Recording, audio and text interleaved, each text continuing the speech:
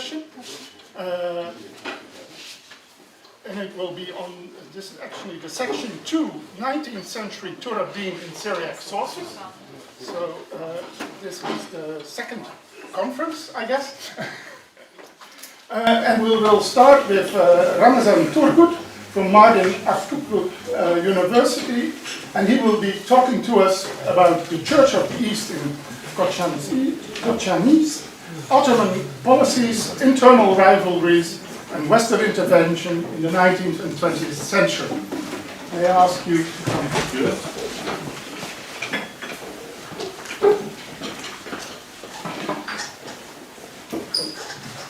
Shalom Aleichem. What if I speak here, standing here, and using this screen better? But you have to talk to the microphone. Okay. Yeah. So. Good morning, everyone. I see that some of you are snoring and sleeping, but today is not that day. There will be a day that you will sleep as much as you want, but today is not that day. Why? Because we will be speaking about very controversial subject. So I will wake you up. Thank you for having me here. It's an honor, and it is an honor to be in the same session with Malfono Rabo Shabo Talay, which make me more nervous. You see my hand, how it's shaking. But anyway, wish me luck. Yes, and I'm coming from most authentic and beautiful city, no, the second most authentic and beautiful city in the world, from Mardin.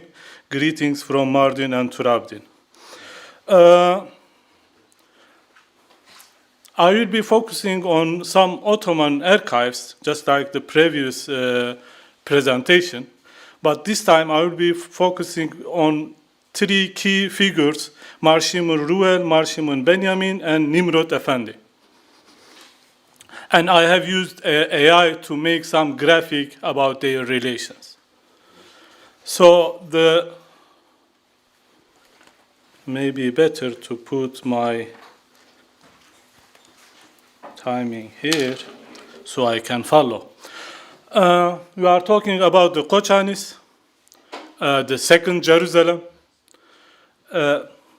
In many sources, we find that it became a patriarchal center in 1672, but my claim is that it began much earlier. So Shimun Tan Elia had used Khananis and Kochanis together as patriarchal center. So from 1610, if you count that, it has served 3 centuries as patriarchal center. And of course, the Nestorian and Hakkari, they were in tribal organization, like Tiari, Tkhuma, Jilo, and etc. And for those who don't know this area, it is close to the border of Persia. And the timeline that we will be talking about is from the last area of Abraham, Mar Abraham, and Marshamun Ruel success, and then Marshamun Benjamin, Prof. Nimrod, until the assassination of Benjamin, which I will not talk about it in this session. So let's begin with the Ottoman administrative integration and policies. So unlike the Armenian and Greek Orthodox churches, the Nestorian Patriarchate was never fully integrated into Ottoman millet system, remaining in an ambiguous administrative position. Even though they have used the term milleti Nestori milleti, they were not officially recognized as a millet in millet system. Even before Bedir Khan Bey, we don't see any interactions mentioning about the Nestorian of Hakkari in the Ottoman archives. It is likely they have known them after the trouble, after the attack of Bedir Khan. So he had arrested some people from this area, and the Ottoman officials have learned it, and they have questioned it, and it become clear that they are the Ottoman citizens, so they have asked them to release them. And the formal position of the patriarch was Nesturi Reisi Ruhanisi.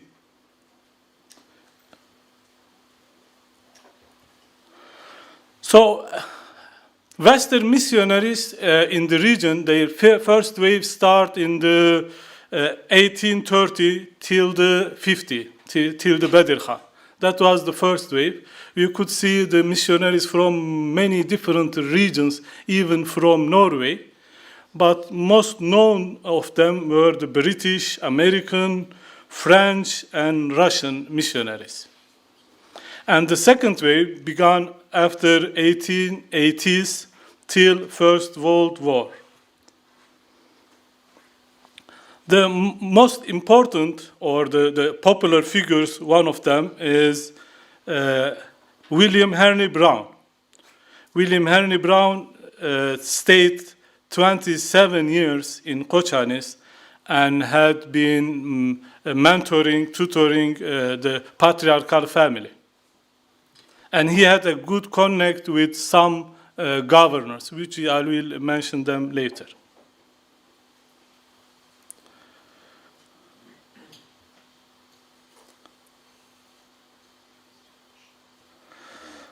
So in the east part of this region, mostly there were the Russian influence as missionaries, so in Urmia and around it. In the middle, we would see the British influence, and in a bit western of this area, like Siirt and around it, the Catholic missionaries, French Catholic missionaries, including Chaldean.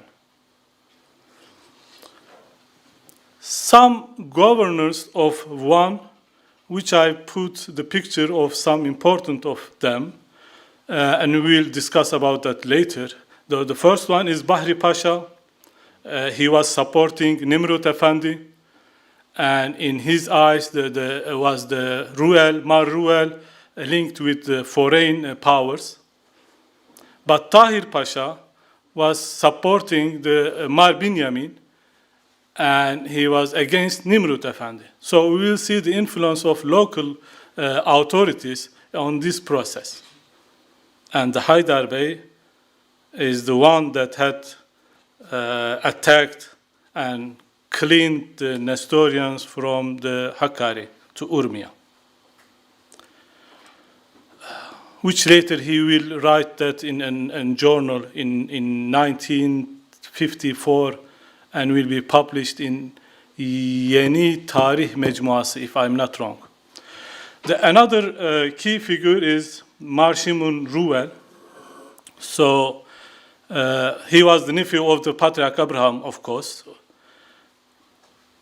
And he had an extensive contact with some missionaries and some foreign powers, which in the previous session has been mentioned about his letter to Tsar, to Russia. So because of his letters with the nationalists in Urmia and some letters to Russia, he had been arrested and later pardoned and have been rewarded by salary and insignia, Nisha. Mar Shimun Benjamin, successor of Mar Ruel, was born in Kocanis and educated by Brownie. So he had educated in traditional way and in modern way by missionaries. So he knew both sides, and he could speak very well English. And even Tahir Pasha would mention about him, Mar Shimun's efforts demonstrates a commendable level of initiative and compliance with state interest, providing his willingness to serve under government directives.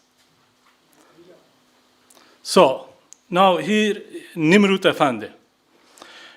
Nimrut was the son of Ruel's uncle Isaac and brother of Mar Abraham, which was actually the Natar Kurzi Nazarite of Mar Ruel since 1884, and he had served to Ottoman authorities as Bidayet Court, so it is kind of mahkama. He was the head of this Bidayet Court, and a member of Hakkari Administrative Council. And later we will see his relations with the Chaldean Catholics and with the Ottoman authorities. He could speak very well Turkish and English. With his linguistic abilities, later even he would work as a translator by British consulate in Mosul. So during his time, it's somehow kind of, there were two parties among the Hakkaris, supporters of Nimrud and supporters of Mar Shimon, so patriarchal family.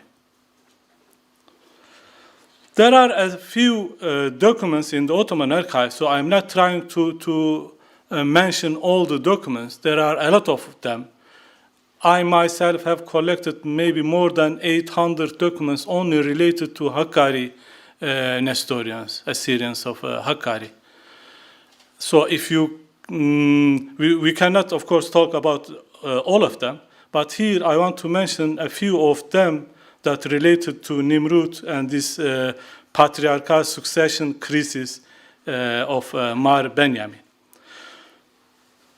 So in one provincial report in 1903, it is during Tahir Pasha, government Tahir Pasha, Nimrud is an intelligent man and loyal to the government, long known as Catholic in opposition to Mar Shimon.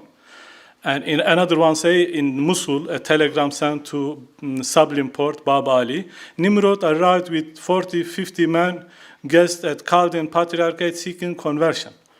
One governor, Bahri Bey, it is previous one, Nimrud and Melik Ismail of Tiari have been won over the Ottoman causes, because this governor had good contact with Malik Ismail and Nimrud Efendi.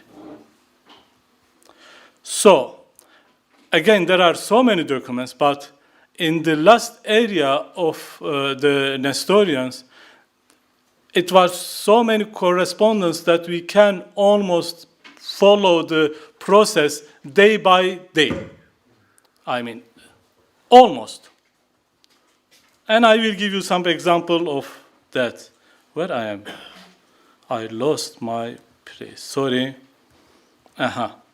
So, for example, March 1903, Nemrut Efendi and approximately 50 followers traveled to Mosul. So, 15 March 1903, Mar Shimon Ruel consecrated his 16-year-old nephew despite previous Nazarite Mar Abraham. 29 March 1903, death of Mar Shimon Ruel while Nemrut was absent from Kochanis.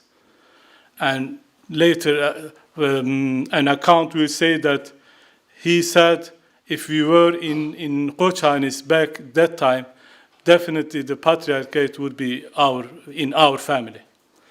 1 April 1903, one governor, Tahir Pasha, reports the patriarch's death to Sublime Port. So 2 days after his death. Why?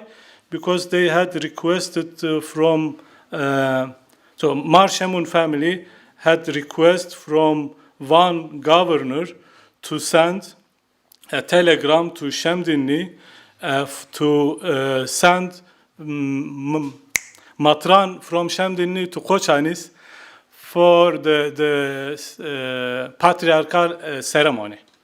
That's how we know it. 3 April 1903, telegram from Jolamerek reports Benjamin election as patriarch despite the formal consecration, and which will be held in 12 April. 4 April 1903, Mosul province informed Sublime Port of Abraham's arrival and concern about mass conversion to Catholicism. 10-12 April, arrival of Matran of Shemdinli at Kochanis for the formal consecration ceremony. 16 April, Ottoman Ministry of Interior receives confirmation of Benjamin's election, signed by 31 clergy members. 16 April 1903, Sublime Porte introduced Van and Mosul provinces that individual conversion are permitted, but collective tribal conversions is prohibited. Why? Because previously they knew that the Kochanis was under the British influence, so the governor reported them if they convert to Catholicism, that will be under the influence of the French. So to keep this balance, they avoid the mass conversion. And later of that, so of course the Nemrut Efendi family wouldn't agree with this election, so they had complained about it, and even Nemrut had visited governor of Van, Tahir Pasha, and discussed with him. Your predecessor had supported me, and why are you now doing that? Even on the first day before the election of Mar Benjamin, when the Nemrut Efendi was in Mosul, he sent a telegram to Sublime Porte or to Van, please, no, to Van. Please don't send the matran of Shamdinli to Kochanis till my arrival. So later, these discussions continued, the stress, tension continued till 2 or 3 years. For example, the Catholic Patriarch submitted a formal protest to my Ministry of Interior in Sublime Porte, which I will make some short quote from that. How many minutes do I have? 20 minutes? No. Okay. So in the letter you can see his sign, official seal, and his name, Keldani Patrii Emmanuel. And he would complain about the presence of the brownies in Kochanis. That is the first part of it. Is 3-page letter. That is the first part of that. As I said, there are a lot of letters about them, more than 10 letters even about the Nemrut Efendi. So the Tahir Pasha would report Sublime Porte that the Nemrut Efendi is increasing tension in this area, so it is better to send him away with an official designation. So he suggests to assign him as an assistant Kaymakam of Deputy Kaymakam Governor in Genç. It is now under Bingöl, so far away. Of course, Nemrut Efendi never accepted and never left the Kochanis. So what happened later, in short, on 24 May 1950, Nemrut Efendi was murdered at Kochanis along with 2 of his sons, Shalita and Yoab, and 2 of his nephews, Dinha and Darius, and others.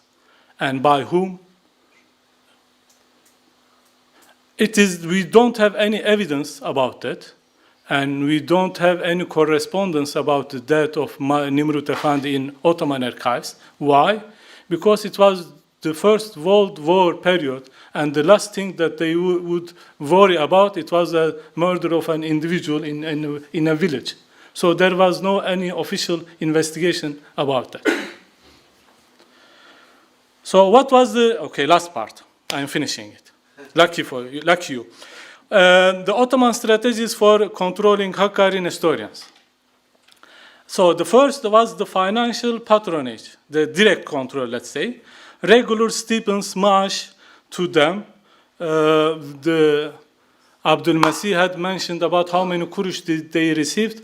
In 1906, I guess it was 1,500 kurush stipend monthly salary of Mar Shemun Benjamin.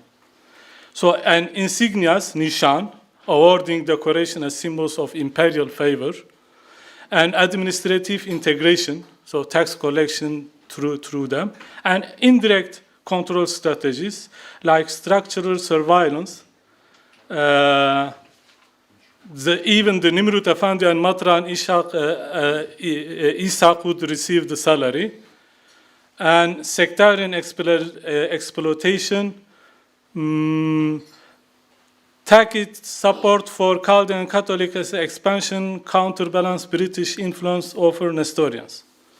Or anyway.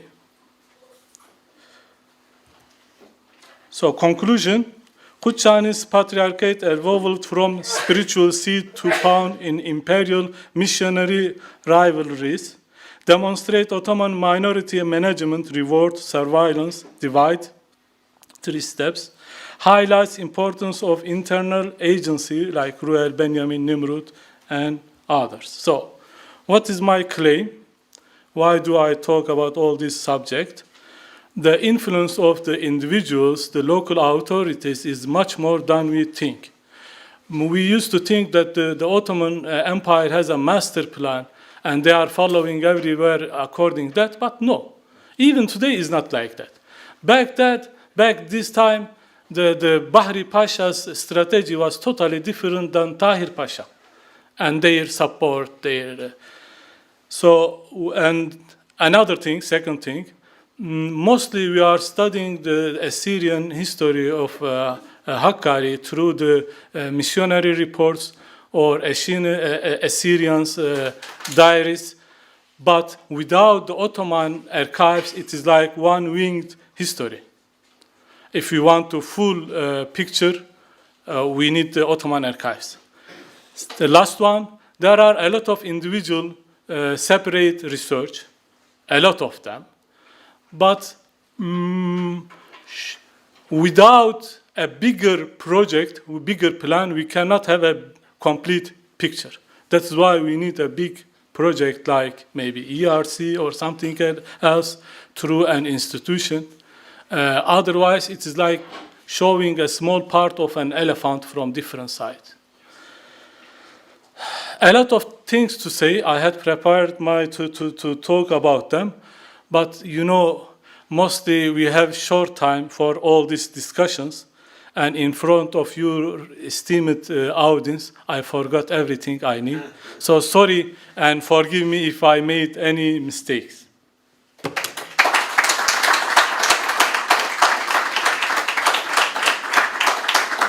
Thank you for your presentation and insights on the Ottoman archives as a source for the history of Hakkari. There are bound to be questions. I'll start with Arthur. Thank you. Nicholas, not difficult one, huh? No, not a difficult one. You had a point on there that Patriarch Ruel was prevented from attending the First Vatican Council by his father.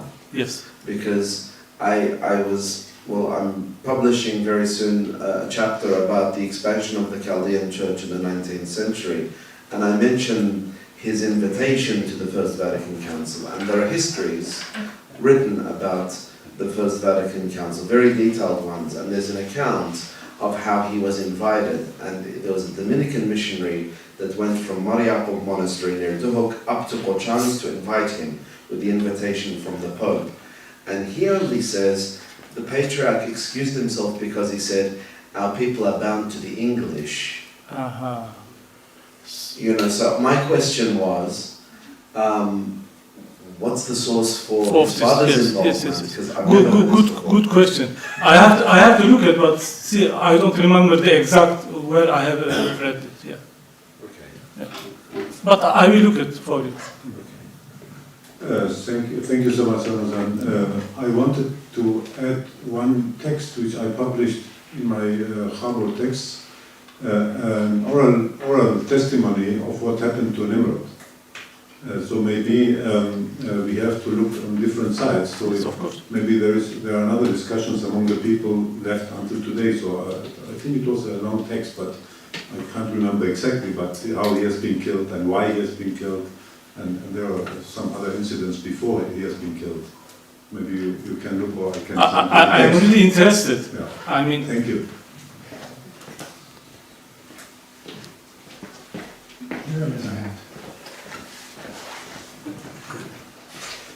Thank you very much for your very interesting presentation. I just have a small comment. So there is also in India, in the Trishur manuscript collection, a liturgical manuscript in which he is celebrated as the one who sponsored the manuscript. So the manuscript was brought from India by Abimelech Bar Keraita when he was chosen as Metropolitan Mar Timotheos, because he was from the village of the Mar Behisho village, which you mentioned in your presentation. So just I wanted to, so it's available in the HMML reading room. Oh, thank you. The manuscripts. Thank you. Thank you. Any further questions? Thank you, Ramazan. Yeah, I just have a very small question about the status of the Church of the East Assyrians in relation to their millet status.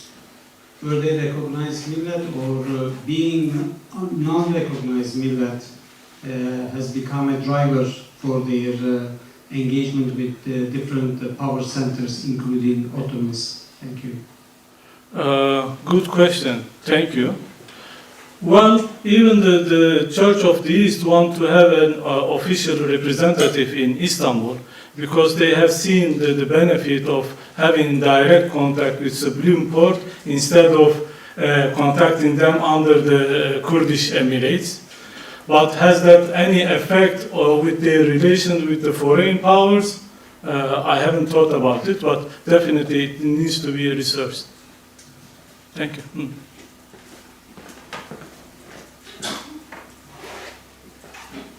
Thank you for making all of this available to us.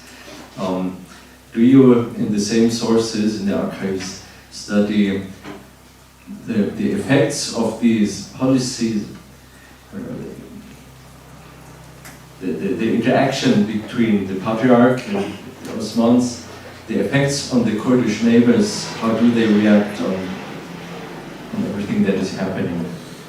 Okay.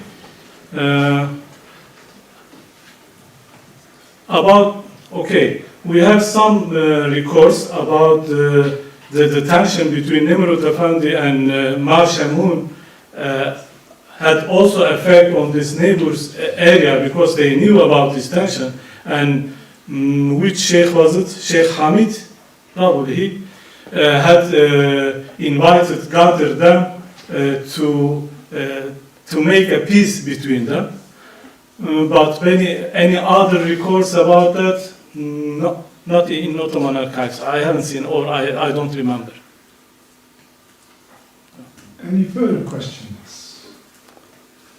Of course not. Who wants to talk about Nimrud Efendi? Well, I have it's not necessarily Nimrud as much as you made the distinction between the two governors, and in the way they approached the internal conflict. And you highlighted that it is so that individuals change. But to what extent, yes, individuals have their different approaches, but was it a different Ottoman policy? So, or rather, did the governors think each in their own way how to actually achieve the policy of tighter control, a more centralized Ottoman state compared to early 19th century, but they have different approaches to fulfill that policy. So to what extent is it a different policy, or is it the same policy? Yes. Especially after the Armenian question, Ottoman officials had seen all minorities as a potential ally with the foreign powers. So they have seen the Nestorian also like that. But as an individual, the governors, they had self-chosen which part to support until which extent. For example, when they complained to the Chaldean Patriarch complained to the Supreme Court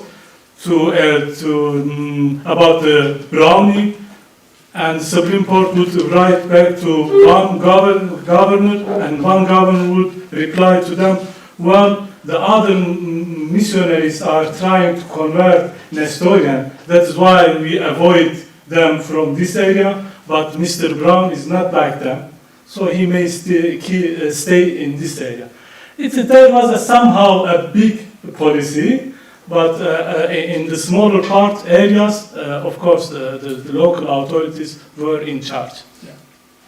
Okay, then I would like to thank you for your presentation.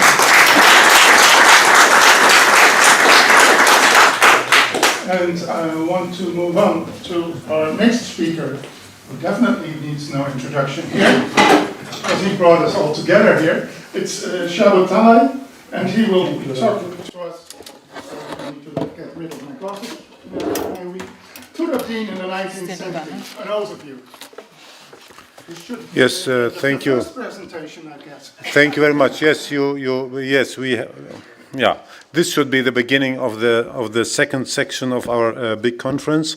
So the 19th century Tur Abdin in Syriac sources. So we actually try to find out what kind of sources we have, and it's a book project. We want to publish and edit all existing Syriac sources from Tur Abdin in the 19th century. So that's why this conference. And my contribution should have been the introduction to this part of the conference, and I will give an overview or a historical overview on the situation. What we are talking by definition, my part, it's mostly in the eastern part of Tur Abdin region, so the area between let's say Midyat and Jizre. Okay, and Hassan Cave and Nusaybin. So this is the core area, which is called the district of Jabal Tor.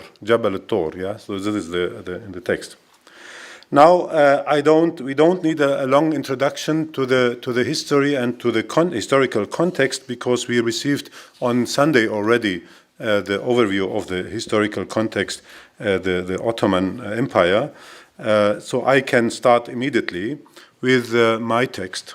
During a time when the Ottoman Empire was trying to consolidate its internal power and extend control over the regions controlled by Kurdish emirs, the official representatives of the central government in the east, following territorial losses, of course, in the west, Tur Abdin became entangled in the conflicting interest of both sides, of the emirs and of the central government. From the beginning of the 19th century until 1880, the Kurdish emirs of Jizre repeatedly sought to expand their sphere of influence. On several occasions, they managed to wrest control over the entire region, including Diyarbakir, from the Ottoman central authorities. Syriac sources report several punitive expeditions by the emirs of Jizre and of their allies into Tur Abdin. The Syriacs of Tur Abdin had long adapted the presence of Kurdish Muslims in their homeland. They call it our homeland, Afran. Over time, the Christian population adjusted to the Kurdish tribal system, and in the 19th century became integrated into the region's security structure, forming two rival tribal confederations. At times, they even shared leadership roles in these confederations with their Muslim counterparts. While Kurds organized themselves into tribes, actually the terms in region are just Christians and Muslims mostly. So they don't use the terms often Kurds and Syrians. Christians did so through village communities and family clans. In terms of appearance and lifestyle, Christians and Muslims in Tur Abdin were often so similar that some Western travelers could not distinguish between the two groups. Of the two major confederations, the Dakshuri tribes remained loyal to the Ottoman state in the 19th century. This is a general statement by the people, while the Haverki confederation frequently resisted the state's growing influence in Tur Abdin. The latter seems to have supported the Jizre emirs in their expansionist ambitions. However, loyalties could shift depending on the political context. Until World War I, some parts of Tur Abdin were inhabited exclusively by Syriac Christians. Carsten Niebuhr, for instance, reported in 1766 that areas between Nisibis and Mardin were inhabited only by Christians. Whether this is correct or not, we can't say, because I think between Mardin and Nisibis it's very complicated. These Christians, together with their Muslim neighbors, appear to have lived independently of the central Ottoman authorities until the 19th century. This is supported by the early 19th century account of the geographer Karl Ritter, who wrote that, I quote, "the Christians were free from poll tax and independent. They were in a constant state of war with the Mohammedans, whom they resisted with extraordinary bravery." So quoted from Helga Anschutz, 85. Still, they were officially subject to the emirs of Jizra and had to pay them tribute, of course. The Christian situation was somewhat comparable to that of the independent Nestorian tribes in the Hakkari region. However, unlike Hakkari, where the tribes were led by Maliks, Tur Abdin's leaders were known as Rishone, or singular Risho, or Agas sometimes. Some powerful leaders were able to gather multiple Rishone and Agas around them. In a larger towns, the population was usually divided into two camps, each with its own Risho. Some Rishone were widely known beyond Tur Abdin, including those from Midyat and Besorino and Sare. We know from one person in 1854, the Rishon of Besorino dies, and he was remembered in a colophon stating he enjoyed, I quote, "he enjoyed great recognition among the rulers and was known from Assyria, Mosul, to Amit, Diyarbakir." According to oral tradition, the Risho was hereditary, the office of the Rishono, but the new leader had to be elected by the village community and confirmed by the emir. In addition to protecting his people, the Risho was responsible for collecting taxes. This, again, we heard it from Hartmann's lecture, for the emir, and recruiting armed men for his troops. The taxes imposed by the emirs were often arbitrary, of course. Colophons compiled by Barsoum refer to Christian and likely Muslim resistance to excessive taxation. One such rebellion in 1834 led to a punitive expedition by the emirs of Jizra, supported by the blind emir Mirekor of Rwandus in Iraqi Kurdistan. This period of instability lasted until 1871, when a Syriac force under Safar, the Agha of Midyat, reportedly brought Tur Abdin under the control of the central government with Ottoman assistance. The Syriac Orthodox Church, which had long considered, yes, this is the area, the Syrian Orthodox Church, which had long considered Tur Abdin a traditional stronghold, also adapted to the region's political conditions. Each political faction supported its own clergy, leading to an unusually large number of priests, bishops, mafrians, and even patriarchs. The church had suffered from a schism that had existed since 1364, and like the Ottoman Empire, was in a weakened state during the 19th century. In addition to the two officially recognized patriarchs, 7 irregular patriarchs were active in Tur Abdin until 1869. In some years, several patriarchs claimed leadership of the church simultaneously. This schism was officially resolved in 1839. Gauriye, the priest of Kwarze, wrote in a colophon, "After the death of the Antiochian Patriarch Givargis of Aleppo in 1838, the Antiochian Patriarch would be that of Deir Za'faran, Mar Hananio in Mardin. Mafrian Basilios Elias traveled to Istanbul to obtain the certificate of recognition, called Yarlık in this document, and became the leader of all Syriac Orthodox Christians. In the same year, Mafrian Ablahat became the leader of all Tur Abdin, and everyone obeyed him. Through the mediation of the governor of Amit Diyarbakir, called Mes'uyutho, these two church leaders appointed the remaining irregular patriarchs as bishops. This act officially ended the schism. Tur Abdin then remained a Mafrianite Catholicate for a short time until the assassination of the Mafrian in 1844. After his death, the office was no longer filled, resulting in the total loss of the ecclesiastical independence. This fragile situation was further complicated by Western missionary activities. As early as the first half of the 19th century, missionaries gained followers among the Syriac Christians, leading to the formation of Syriac Catholic and Syriac Protestant communities. These new groups distanced themselves from both the church hierarchy and the secular leadership of the Syriac Orthodox community. This caused serious tensions, which in cities like Mardin and Midyat led to violent clashes. According to reports, the leader of Midyat, Hanna Safar, even expelled some of his own relatives in 1880s for no longer showing him the respect he expected or recognizing his leadership. This is just an example. We have the Catholicate in Mardin and the Syrian Protestant Church in Midyat. The Syriac Orthodox community felt increasingly threatened by Western churches, especially as they witnessed mass conversion of Armenians in Mardin to Catholicism. Only one manuscript is known in which a Syriac Orthodox believer defends his faith against the Protestant missionary teachings. Whether there are similar texts, other similar texts, I don't know. And this text is not published yet, so it's Malke Bar Shushan from 1870. In response to weakening Ottoman control in Europe, Sultan Mahmud and his successors intensified efforts to subdue autonomous territories in the empire's eastern regions. This centralization policy was met with strong resistance.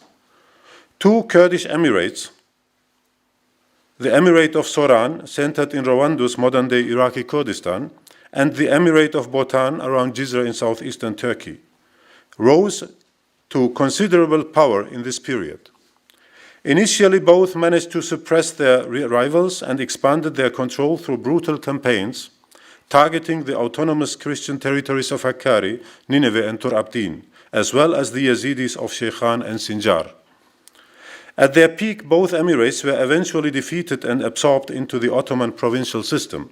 By the end of the 19th century, all Kurdish emirates had been dismantled. The expansionist ambitions of the Kurdish emirs reached Tur Abdin.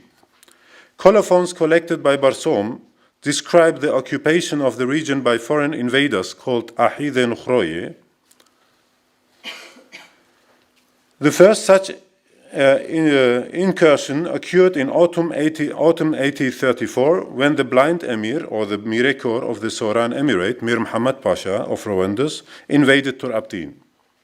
In 1835, Bishop Givargif of Azekh composed a mimro describing how Mirekor allied with Mir Sevdin and Badr Khanbek of the Botan Emirate committed atrocities in Tur Abdin. During the attack on Azekh, 220 men were killed, including priests and deacons. Another 80 men from Isfis were also killed, and many women and children were taken captive and sold actually on the market in Mosul partly. A joint Ottoman army under Ali Pasha from Istanbul and Rashid Pasha from Baghdad ended the campaign in 1836. Mir Muhammad was arrested and executed in Istanbul in the following year, or on the way executed. These attacks were intended to subjugate Tur Abdin. The leader of Azekh, Ishaq Bazo, had led a broader resistance movement of the Omerki tribes and refused to meet the emir's tax recruitment demands. His uncle, Shamas Taifo, a respected leader, had earlier managed to keep the emir's demands in check. These events confirmed Tur Abdin's de facto independence despite being normally part of the Emirate of Botan. The second important figure is Badr Khanbek. Born in Jizre in 1802 and died in Damascus in 1868, was initially a junior partner in the 1834 campaign but later gained full control of the Emirate of Bhutan. Though he briefly supported the Ottoman state by joining its campaign against Egyptian forces,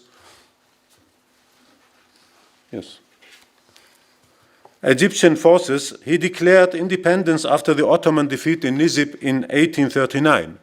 He then conquered other Kurdish emirates in independent Assyrian Armenian regions, including parts of Tur Abdin and Hakkari. In late 1839, Badr Khan Beg attacked eastern Tur Abdin with little resistance, but western region, especially Arbo, fought back fiercely. We can read a colophon here. Yes. The accursed people of Bukhtoye, with their leader Sevdin ad-Badr Khan, attacked Arbo in November 1839. They destroyed the chapel of Mary, the altar of Mardimet, and the castle. They looted homes, killed many men and women, including a priest and a deacon, and captured 6 men. 4 were killed and 2 returned from Amit. Colophons refer to the Kurds from Jizra as foreigners, Nukhroye. Cursed occupiers, Ahidelite, showing that the local population still did not see itself as under the Emirate of Jizra's control. Although ecclesiastical autonomy had already been lost, soldiers were now stationed in Christian villages under the protection of local leaders. One such instance is recorded by Albert Sotzin in 1870 in Medan, for example. Badr Khan Beg returned to Tur Abdin in 1841 and attacked Midyat. On the New Year's Day, he invaded Midyat, destroyed homes, looted and abducted the city's leaders. He desecrated the graves of saints and at the monasteries of Morhobil and Morabrohom, and there are continuation of these texts. Safar Agha, Midyat's leading Christian figure at that time, survived the attack by escaping, according to a book called Seifur Rabo from Safar, still not published yet. His cousin later recorded this event as the start of Badr Khan Beg's reign of terror. Badr Khan Beg is described as Ahido Qashyud Bukhtoye, brutal ruler of the Bukhtoye, of the Bhutanis.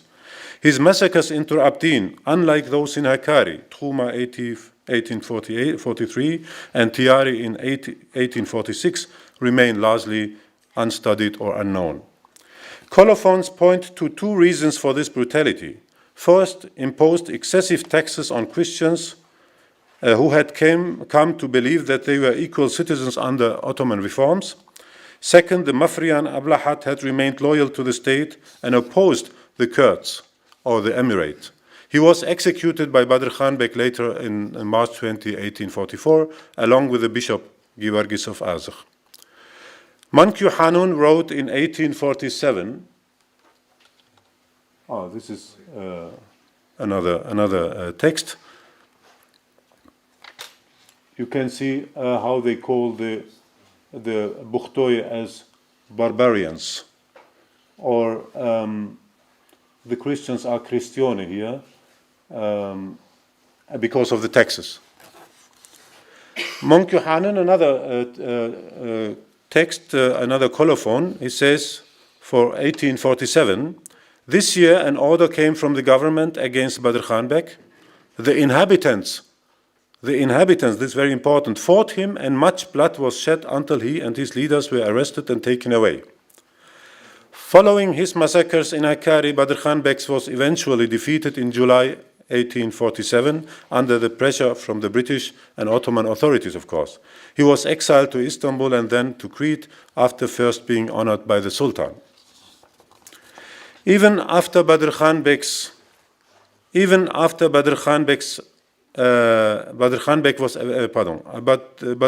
exile, the Kurdish emirs of Jizre continued to resist the integration of Tur Abdin into the Ottoman Empire. I have to look at the time. So yes, I saw it myself. You can see here the expansion of the emirate. At the beginning, it actually covered only part of Tur Abdin, not full of it, but then Badr Khan took the rest of it. We have another expansion of the emirates from his nephews, Azad-Din Sher and Masur Beg, and about this text also we have the same actually colophons, but also a text Barbara and I published recently from from a priest of Midin, Mirzad Midin. I can't see the text here. So this publication. And then there is the so-called War of Liberation in 87-71, which is maybe more literary figure, the liberation, a literary figure, but at least it is mentioned in this text. So it is a narrative. I don't know how historically the text can be. So the War of Liberation is not mentioned in Barsoom's colophons or by Western visitors such as Sotzin 81, Sakhaw 83. Rassam, Hormuz Rassam from Mosul, reports that Tur Abdinians could raise up 15,000 fighters to oppose Badr Khan. And note from 1847 mentions local resistance against the Kurdish forces, so it is therefore possible that the 1871 campaign is a literary echo of the earlier 1847 conflict and reimagined in local memory. We have a lot of information about Badr Khan, about this text and about the leaders of Midyat, but we will continue. The Hamidian massacres will be the next thing to mention, but they were not such effective in Tur Abdin because the leaders of Midyat, it said they intervened and they stopped the Kurdish forces to enter Tur Abdin, or they expelled them actually. To come to an end, I tried to outline the major political and social developments of the 19th century as they affected the Syriac Christians of Tur Abdin. The region defined here as the area between Midyat and Jizra, so the eastern part of Tur Abdin, maintained a degree of autonomy from the Ottoman central government throughout much of the century, both ecclesiastically and politically. Syriac Christians in Tur Abdin appear to have enjoyed a level, together with their, of course, Muslim neighbors in Tur Abdin, a level of independence. And I compare this with the situation in Hakkari. The security structure of Tur Abdin was shaped by confederations between Syriacs and Kurds. However, by the mid-19th century, the Syriac Christians had officially lost ecclesiastical autonomy and were subordinated to the Antiochian Patriarchate in Mardin. They expressed their practical independence by continuing to refer to Tur Abdin as a Mafirianate, though this structure effectively ended after the assassination of the last Mafirian in 1844. So by the end of the ecclesiastical independence, also through the church, the Ottoman Empire enters actually the region, because the official church was that in Mardin, recognized by the central government. So the church gained power in Tur Abdin, together with the church also the Ottoman Empire. The end of ecclesiastical independence opened the region to central control, although Tur Abdin was not fully integrated until the establishment of the Turkish Republic in 1923. So thank you very much for your attention.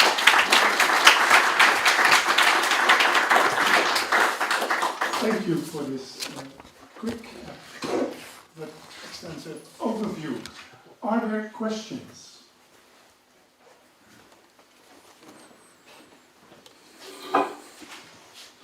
Thank you. A question, in this context of independence, we know that in most of the villages, even they were Christian villages, there were Kurdish Arabs in charge, became in charge somehow. How did this work in this time here, and when did it start exactly that in any Turkish or the Turkish Arabs was in charge of this Christian villages, even though they were not living there as such?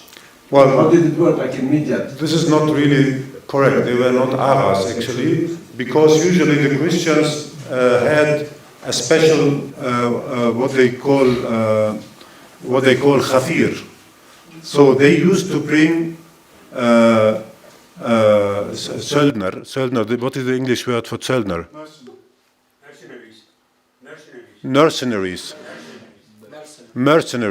So söldner. So they used to take Kurdish powerful men, usually small, young, people with good relations, to use them as soldiers to protect the villages from invaders. And they could be nomadic, either Arabic or Kurdish nomads who tried to enter the region. So, and this started these Kurdish aghas in Christian villages. Otherwise, Kurds and Syrians, Arameans had their own aghas, or if they were in a village of Christians, then the aghas were Christians. So it is not everywhere the same. But for example, the aghas of Sorino, they would have power over the Begoro, had power above many villages surrounding Sorino, and the Haido, another neighboring village, but they were having power over many Kurdish villages in the southern part of Tur Abdin. So you see they had control over the region. So not always Kurdish aghas were responsible for the Christians, yeah, in the 19th century. Yeah.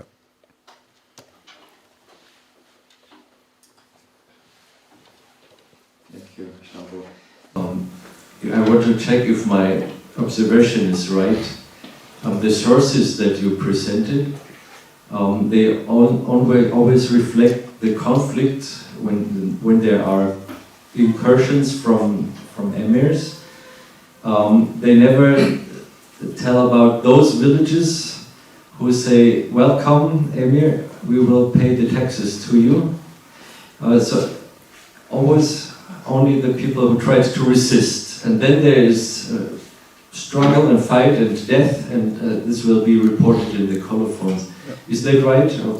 Not well. The taxes were negotiated, based on negotiations at the beginning. And I can tell you, after the 34 raid of Azekh and Isfis and the Kerboran and that eastern part of Tur Abdin by the Rwandas, by Muhammad Pasha of Rwandas, they went to Medan, to the village, which is 10 kilometers further east, and they negotiated about the taxes to pay. And at the end, they agreed about 20 dinars or whatever, 20 or 40, and they said, well, we can't pay it now, but that come 2 weeks later. So, and then when the emir went away, Badr Khan was himself maybe there at that time, and then he went back to Jazeera expecting his tax, of course. But after 2 weeks, the people of the village, they were not able to gather these 20 or 40 dinars. What did they do? They just left the village and fled from the village. They left the village and it was not inhabited for about 10-15 years because they were not able to pay the taxes. I think they came back after Badr Khan was no more the emir in the region. So nobody is happy to pay. They negotiated. We know this about Ishaq Baza, I mentioned him, and he used to be so kind to convince the emir not to take too much. We have seen it also in Abdul Masih's text. Malfono, just one question. I wonder if you took for your research the hundreds of letters the Patriarch received. We are working on that, we are transcribing them. We have a lot of letters from the villages from Tur Abdin. Also the name Hanna Safar is mentioned very often there. And I wonder if you included this in your research. Well, our aim is actually to get all these texts related to Tur Abdin villages to be edited in book volume 1 or more, just to be accessible first. So in this case, in my text I have 2 or 3 letters mentioned, but we did not to edit them yet. So if you do it, we will use it, or we will receive access to them from George Kiras. Nicholas, fast. Okay, Malfono, thank you for this vital contribution to, let's just say, our history, or at least the history of the Assyrian Aramean people in Tur Abdin. My question is it a coincidence that the reunification of the Tur Abdin Patriarchate with that in Deir al-Za'faran happened after the area's destruction by Mirakor and Badr Khan? Could it be possible that they saw themselves as having to consolidate themselves with a more established patriarchate that had strong connections to the central government? Well, I don't believe so, because in 1834 they were not talking about the unification. Well, they did it over the centuries several times, but they did it actually in the time before Badr Khan himself entered Arbo and so on. So it was the beginning of Badr Khan. So the destruction of Tur Abdin did not happen yet at that time. And I think Badr Khan's actions were somehow as a response to this, including Tur Abdin to the central power, central government. So, but I started working on this as a reaction to the school books from Turkey, claiming that the Syriacs were traitors. They were, and I showed from the text, I see clearly that they worked with the Ottoman Empire to fight against the Emirate. Yeah. They bring the empire, they bring the central army to fight against, and they take their rifles and weapons to fight against together. So why should they be trading that? Yeah? This was the motive when I started doing this research on the 19th century. And I see it, I said it, I think the Mafrian supported the central government against the Emirate. 44 he has been killed by the Emir. And also the priest who wrote the text 34 about Azov. So, yeah. So we will now stop with this part of the discussion, but we can always continue during the breaks. But in a way,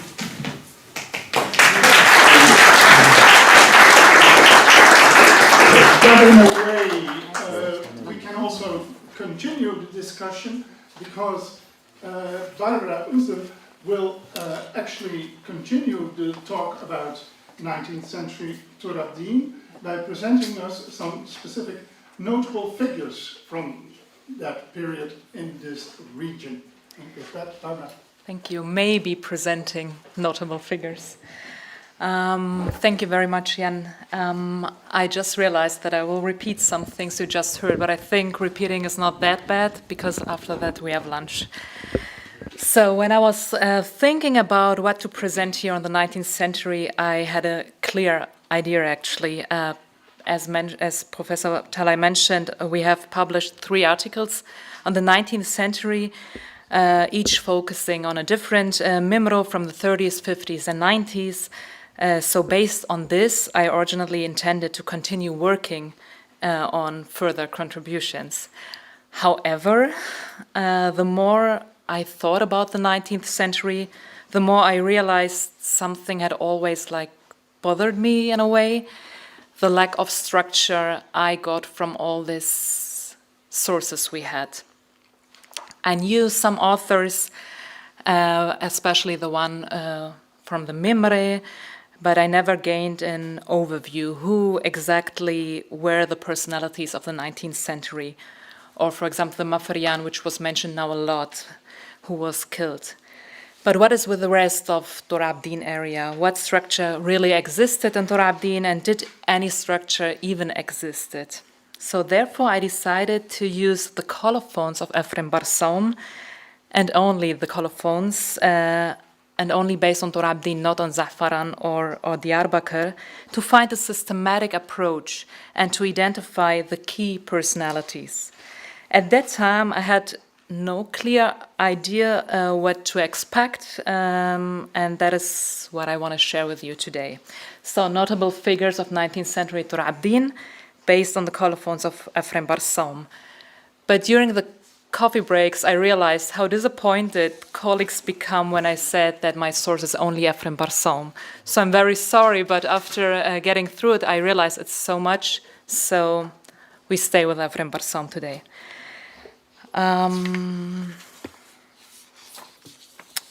So when I think of Tur Abdin, I think of Hassan Cave in the north, as you can see the green point, Nusaybin in the south, Jizre in the east, and Mardin in the west. At least this is, as we heard, the common understanding of Tur Abdin.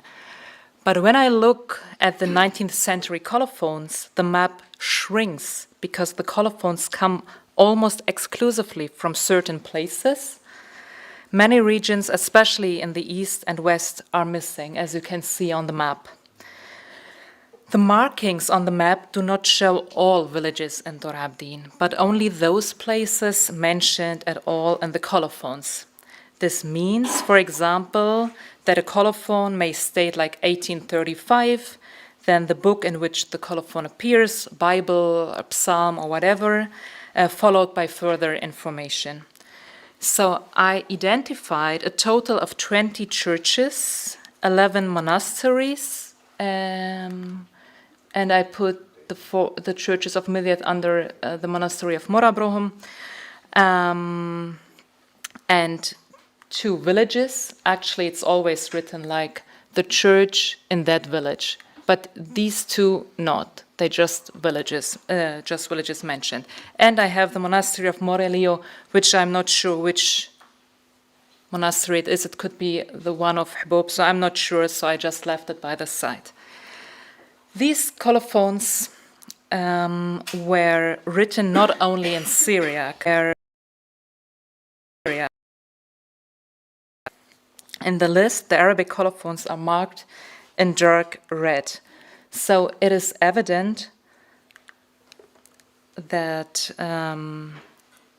Arabic colophons appear in all our monasteries and were definitely part of the written culture of Tur Abdin. So besides the 37 location markers, I also found colophons attributable to like individuals. I call them person-related colophons.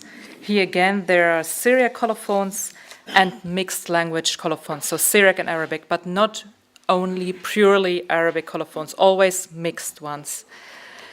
And we can see red marked, these are the monks, and we can see the black ones, which are the priests, and we have one darker red, which is one bishop. I tried to extract as many structures as possible from these colophons, so how should I start? How can I filter the information efficiently, but also meaningfully? So how to start? I began by sorting the colophons. Are there places with particularly more colophons and places without? So the result was this.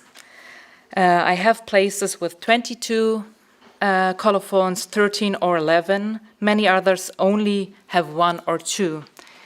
But that, of course, doesn't mean, however, the single colophons are less important. Even one colophon can contain very significant information. Nevertheless, I had to make a selection for, of course, reason of time. Therefore, I decided to focus on 11 places for which at least 8 pieces of information are available. On the map, this looks like this. Now with the 11 places, just to not forget, before it was looking like that. So now I concentrate on a narrow geographical area. So how do I proceed? Should I look for patriarchs, bishops, priests, or more generally for personalities mentioned or mentioned frequently in the colophons? At first, I thought I will just write down all the names that appear in the colophons, but that, of course, didn't work. Sometimes it's only written something like, in this year there was much rain, and we remember the monks living in the monastery, then followed 10 names. So it was I couldn't make it. And it was actually the 23rd of July, so just today, like 165 years ago. So I had to approach this a little differently. I systematically examined the colophons of the 19th century, starting with the Church of Angel, with 22 colophons. But even here, most of the colophons appear just between 1810 to 1860. After that, there is something like a break. There are still colophons after the 70s, but significantly fewer, not just half as many, but a real strong decline. So why this break? What happened? I began dividing the periods into decades. So from 1799 to 1810, from 10 to 20, and so on. I started with 1799 because the first colophon is from 1799 to 1801. And as you can still see the 11 places, at least with 8 information. So I went back to the patriarchs because I thought I will find a reason for that in looking on their story. I recorded 7 patriarchs who, according to the colophons, were active between 1799 till 1810. Of course, I have a list for every decade, but as we heard before, the decade stopped in the 50s, 60s, and then we had just one Mafrian. So as you can see, we have, for example, Mor Ignatius Matai, or Matthias called. The last time he was mentioned was 1816. I think he died 17. Then we can find two patriarchs from Arbo, this one and that one. Interestingly, they both died in the same year, but no one of them were actually living in Arbo. So first I thought maybe there's a difference in calling a patriarch like the patriarch of somewhere, or calling like Ignatius, so by the name. But in the end I realized I don't think that there's any difference between Ignatius or patriarch of. It is known that the colophon, as Professor Talay mentioned, from the 30s lists 11 patriarchs, of 8 were existed like on the same time.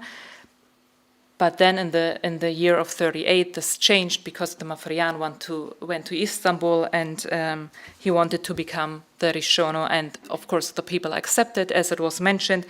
And we know that from 85, 95, it is mentioned in the colophons just one patriarch for Tur Abdin. But then it became clear to me, simply listing the patriarchs was not enough, so I turned my attention to the authors of the colophons. I decided to compile a list of individuals who were mentioned at least twice in colophons. I started with Qashisho Antar Barbarsaumo with Shabo from Arbo. We find 2 writings. He was from Arbo and he was writing to Zaz. And then I thought, maybe there is something like, he's from Arbo, he wrote to Zaz. Why is there a hint of network? I mean, it's around 24 kilometers. So I tried to structure something here. Then I continued with Ablahad Bar Qashisho Gabriel from Midyat. As you can see, he is from Midyat. Midyat is here at this point. And he had 2 writings to Tamarze, which is in the south, and to Habsnas. So I thought, another way of networking, but still no real structure. The third one is a little more interesting. It is Deiroyo Barsaumo Bar Qashisho Shabo from Midyat. You can see he has 6 writings for really different places. And somewhere with another person called Shim'un. Shim'un, I can't see it here. Shim'un Bar Qashisho Shabo. And in the second colophon, I just realized it's his brother. So it's not mentioned always if they have any familiar structure there, but then it was mentioned that they are brothers. And they didn't mention the father, interestingly, but the mother, that she's the wife of a priest, so Bethriomo. So it was clear, okay, they are sons of a priest, they are brothers, one is a monk, one is a priest, and they were writing together, and as you can see, not together as well. And here you can see again the map with Midyat in the middle, and where did they wrote to. Then we have Deiroyo Sa'id, or Sa'dun Bardanho from Suirino. And interestingly, first, of course, I didn't realize that's the same person because of the name, but the surname really, really helps. And I realized that this is not that far away like Arbo and Zaz, so it's really possible to do this. The next one is actually very interesting because Abdel Nur from Arbo was writing something, and it was mentioned that he's a Mshamshono, so a ministrant, and you can see the year, it was 1808. And then the next colophon, he's called Deiroyo Abdel Nur, Deiroyo Qashisho Abdel Nur, and then we see that he went from Arbo to Hbub, and then he became a bishop finally. And here we can see in the colophons some career trace, actually. Another example is Deroy Yonon Bar Ephraim from Zaz, a monk who wrote 2 writings, and here the colophons can be not always just helpful, because then it is mentioned that he wrote together with Mirza Bar Abdellahat, and then the Mirza is a student of him. So is it the same Mirza? How is this possible to be a monk, write something in this year, be still alive, and writing more things? So how old was this person when he became a monk? How long did he continue writing books? And who is this Mirza? Is it the same person or is it a different one?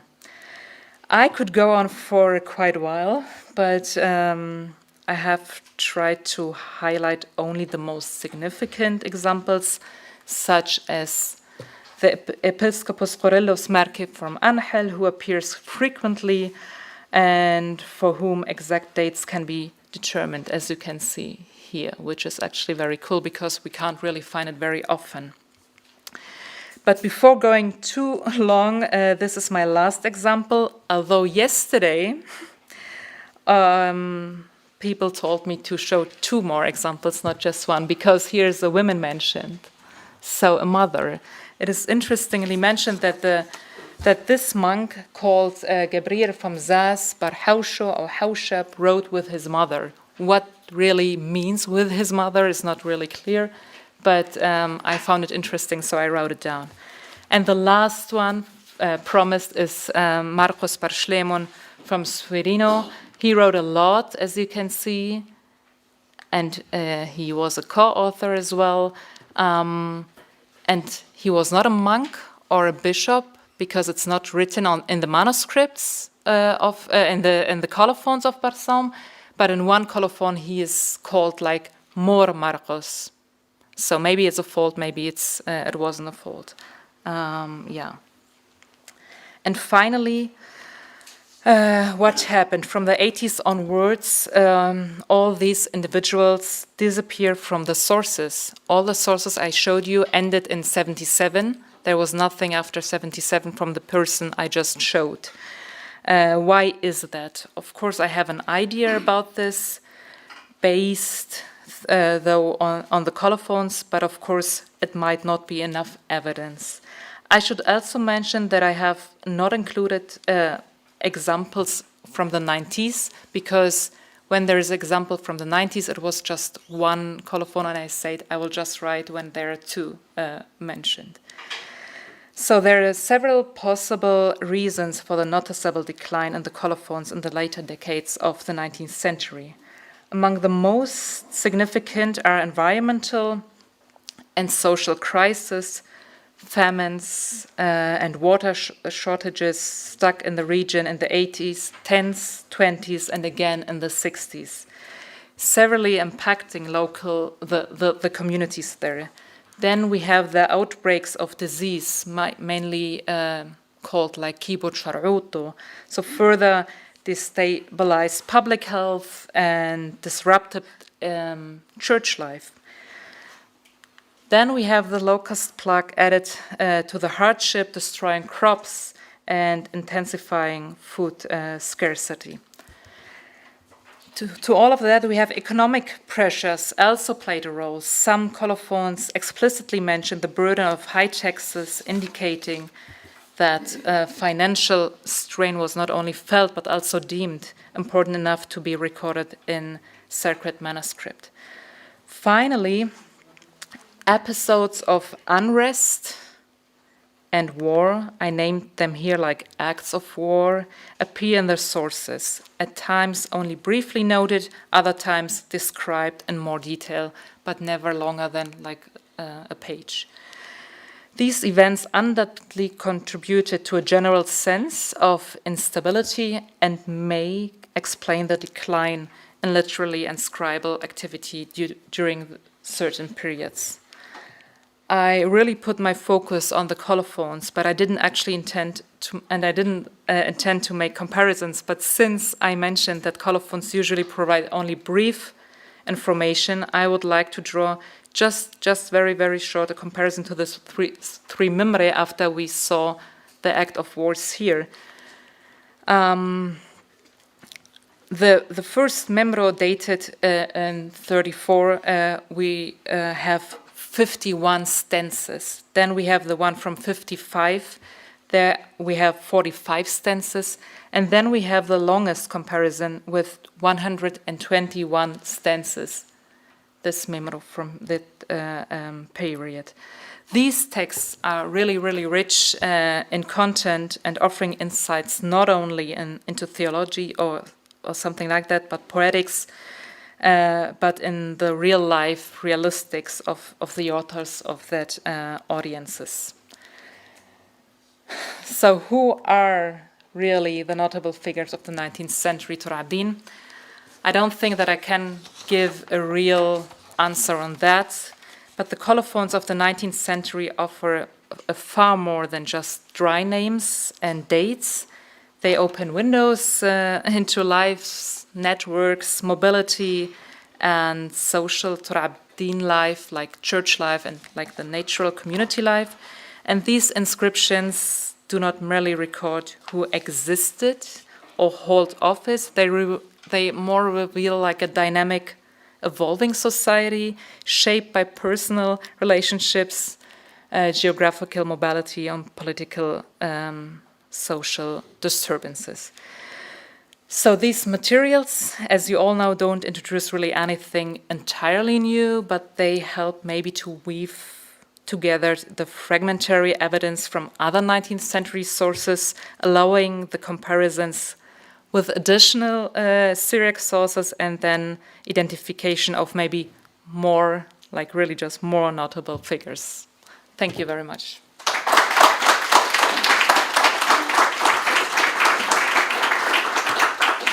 Thank you for your presentation. And one comment from me, don't sell the colophons short. Those are very important sources. So by all means, I want you to continue that work because there is a lot of material and it gives us an access to a world that you in normal text would not find. So absolutely. But can I just answer, Jan, because I thought I get more information and then continue with other sources. Maybe that's why I really felt like, yeah. Okay. Questions?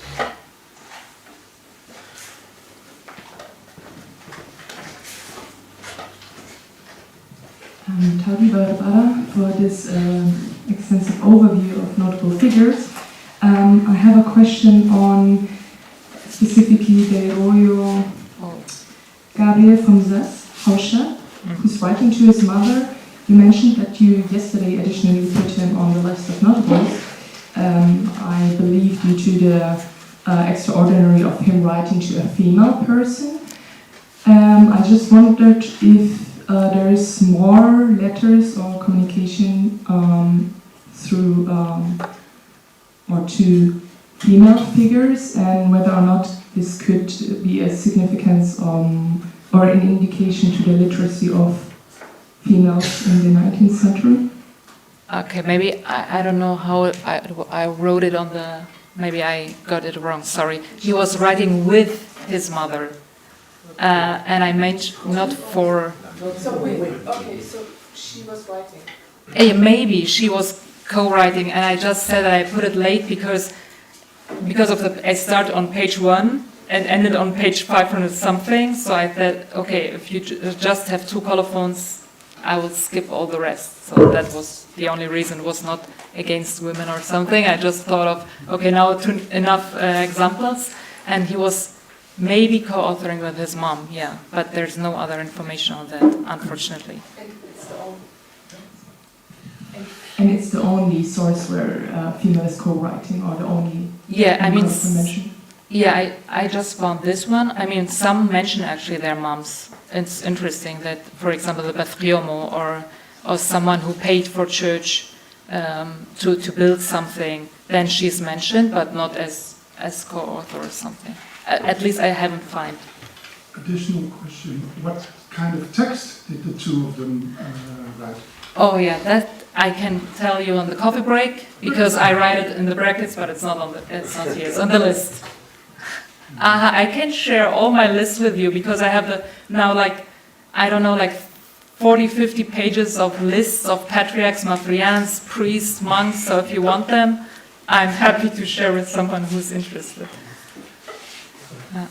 Thank you very much. I have a question regarding your comment on the locust outbreaks and the sort of environmental impact, which accelerated quite frankly past the 1860s, I guess, and then into the 1880s onwards.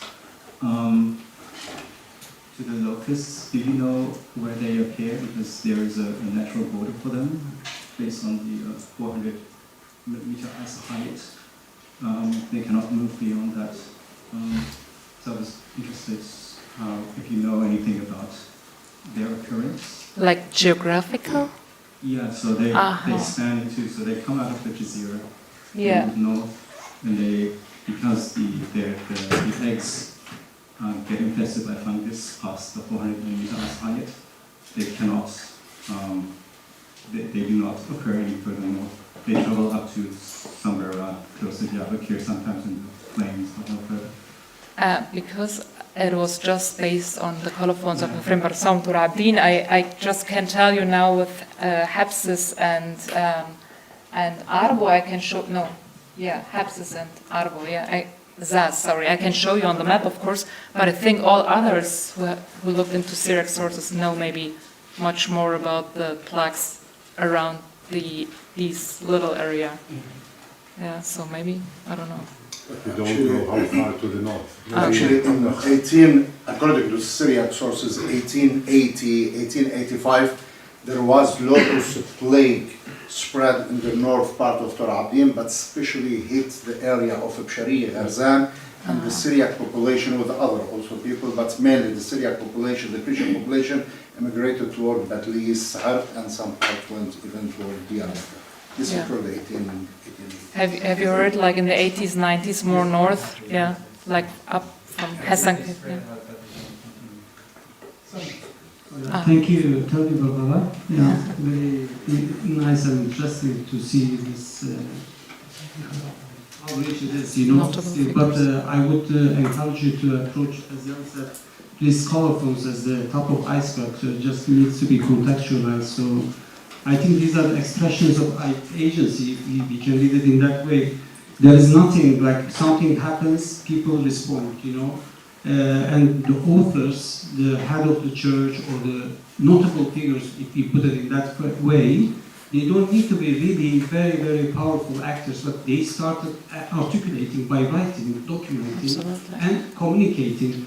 Maybe you can use some theories to just theorize your data, like network mapping. So, like trope analysis, what are they talking about? What are the common themes? Usually there are like some common tropes. And just networks are very important to understand alignment and contestation lines. These are very important to understand this. And I am very much interested in your climate-related data because we are also looking at that aspect from a contemporary perspective. Thank you. Yeah, thank you, Soner. You are absolutely right. We could compare the topics as well, but it was so important for us to find at least like more than 3 or 4 who wrote more than 2 colophons. That was first important, but that would be maybe the next step. Thank you. Thank you, Barbara. This is really great work, and I totally agree with you and with Jan. I mean, to work on the colophons could and will provide us a lot of information and will help to fill a number of gaps, particularly in for the 19th century and even before, if you go to the other colophons. My question, I used, of course, the word write, they wrote, you know. Now, could you define it a little bit more? I mean, do they all compose something like writing to someone, or does it mean also in a sense they copy something for someone? Yeah, we have, interestingly, so mostly it was like writing a Fanqitho Tsaumo, Fanqitho of the year, or a Mazmure, or a Psalms, or a Bible.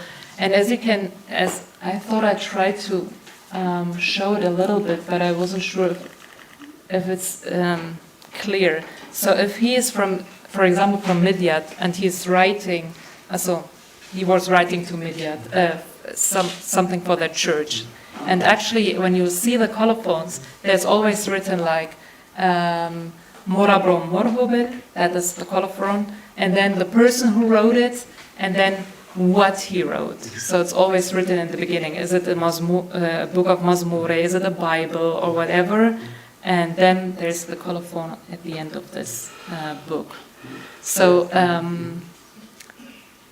how to make it a little easier? I don't know. For example, Morelos Merke from Angel wrote, I think it was the Bible for Morshmoni in Midyat, but I'm not sure. But there I wanted to find structure. Why is someone from Angel writing a Bible for Midyat?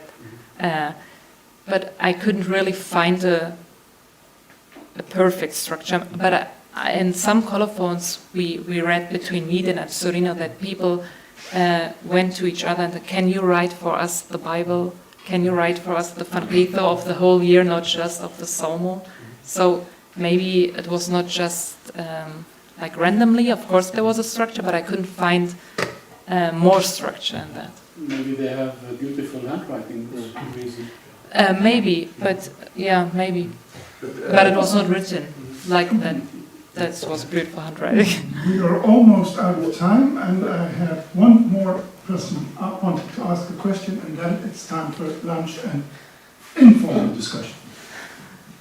This is a very ignorant question, I'm afraid, but what is the relationship between this colophon writing, handwriting, manuscript production in the 19th century, and also in quite late 19th century, and book printing, or printing press? It is not really present for us.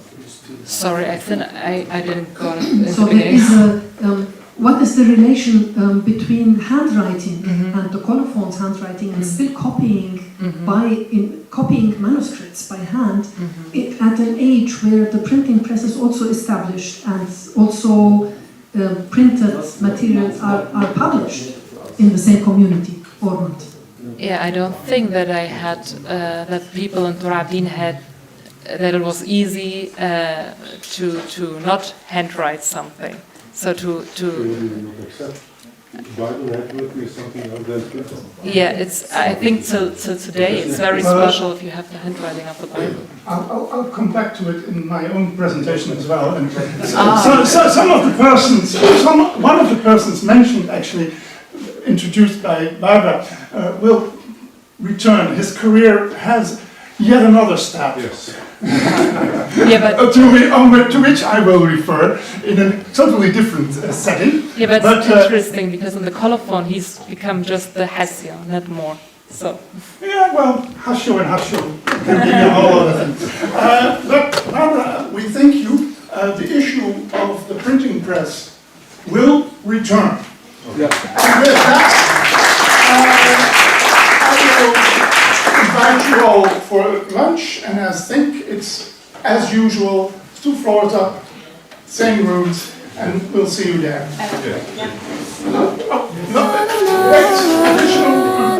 just the ones who haven't seen the list, please fill in the list for the restaurant. Thank you.